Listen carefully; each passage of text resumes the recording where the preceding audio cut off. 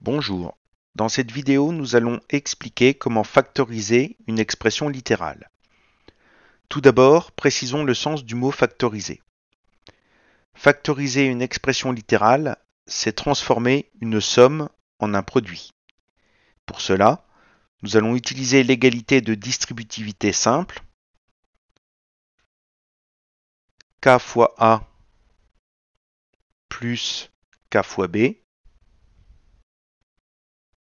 est égal à k fois, entre parenthèses, a plus b.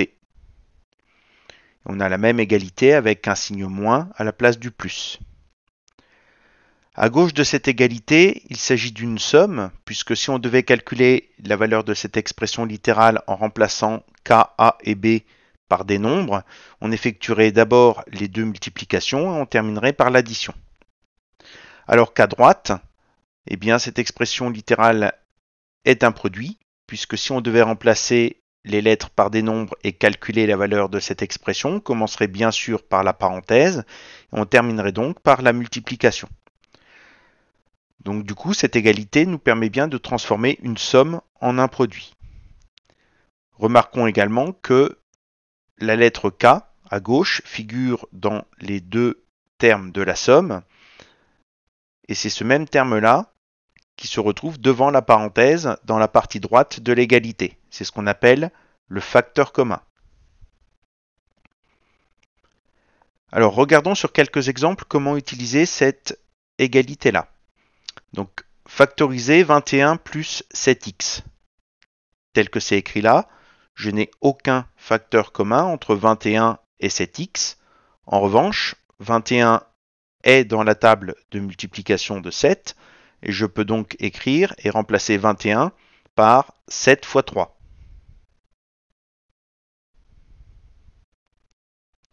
« 7x, c'est la même chose que 7 fois x. Et donc, du coup, si je réécris l'égalité de distributivité juste au-dessus, j'ai bien une expression de la forme k fois a plus k fois b.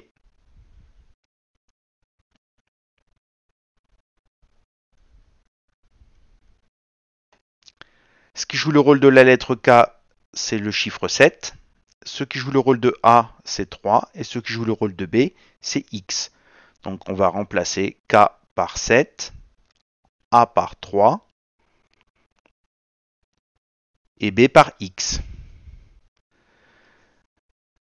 L'expression qui était donnée au départ, 21 plus 7x, c'est une somme, alors que l'expression obtenue à l'arrivée est un produit, puisque la dernière opération effectuée serait la multiplication qui est sous-entendue entre le 7 et la parenthèse. On a donc transformé une somme en produit, donc on a bien factorisé. Alors pour factoriser, quand on a ce qu'on appelle un facteur commun, un bon moyen de faire la factorisation est de repérer d'abord quel est ce facteur commun. Donc sur mon exemple, c'était 7. On le souligne, on le recopie, on ouvre une parenthèse et on recopie ce qui n'a pas été souligné, c'est-à-dire 3 pour le premier terme, plus, et x pour le second terme. Sur le deuxième exemple, 8x moins 8, donc 8x c'est 8 multiplié par x, et je vais remplacer 8 par 8 fois 1. Le facteur commun est donc 8.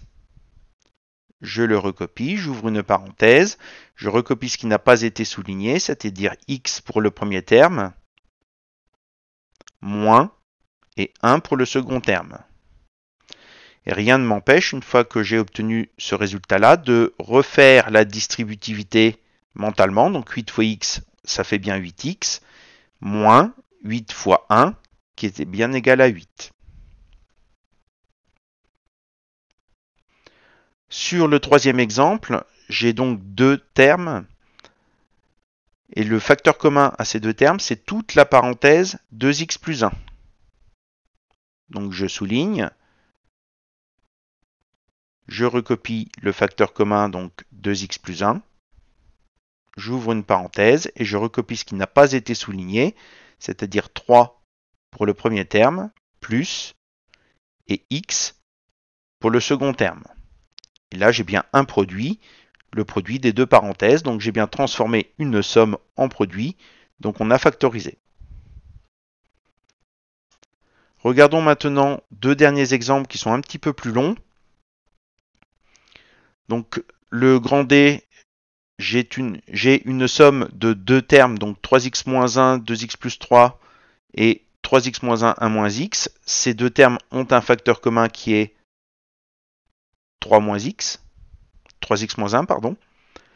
Donc je recopie ce facteur commun, donc 3x moins 1, j'ouvre une parenthèse et je recopie ce qui n'a pas été souligné, c'est-à-dire la parenthèse 2x plus 3 pour le premier terme, moins, et la parenthèse 1 moins x pour le second terme. Il reste maintenant à simplifier le contenu de la deuxième grande parenthèse. Donc j'ai toujours 3x moins 1 au début. Donc là, on va enlever les petites parenthèses dans les grandes. Donc devant la première petite parenthèse, je n'ai pas de signe moins, donc je peux supprimer les petites parenthèses sans rien changer au niveau des signes. En revanche, la deuxième petite parenthèse est précédée d'un signe moins. Donc je peux supprimer les petites parenthèses à condition de changer les signes situés à l'intérieur de celle-ci, donc les plus en moins et les moins en plus. J'aurai donc moins 1 plus x. Il nous reste à effectuer la simplification finale. Donc 3x moins 1 toujours pour la première parenthèse. 2x plus x, ça nous donne 3x. Et plus 3 moins 1, qui nous donne plus 2. L'expression de départ était bien une somme, alors que l'expression d'arrivée ici est un produit, le produit de la parenthèse 3x moins 1 par la parenthèse 3x plus 2. Donc là encore, on a bien transformé une somme en un produit. Sur notre dernier exemple, le meilleur moyen de ne pas se tromper, puisqu'on a une parenthèse au carré, c'est de revenir à la définition du carré. C'est donc la parenthèse multipliée par elle-même.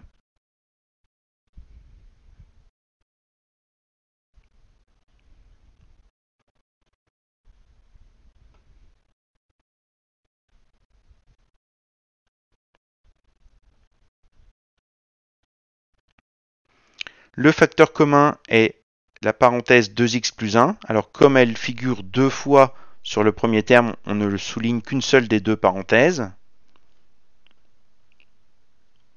Et on applique la méthode décrite et appliquée juste avant. Donc 2x plus 1 qui est le facteur commun. On ouvre une grande parenthèse, on recopie ce qui n'a pas été souligné, donc on va encore avoir 2x plus 1 entre parenthèses, plus,